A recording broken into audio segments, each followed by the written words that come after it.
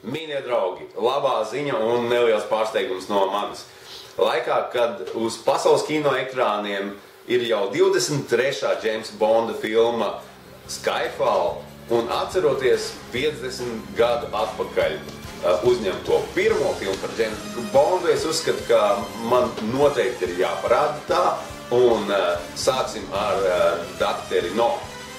Bet šis nākamais kino mēnesis, kuru mēs pavadīsim trešdienās 20:15 Omas briljantā Audē ielā 7, būs veltīts Jamesam Bondam. Un labākās filmas par Jamesu Bondu jums filmas no 60., 70. un 80. gadiem, bet tikpat, ja ne vēl aizraujošākas, interesantākas un skatāmākas.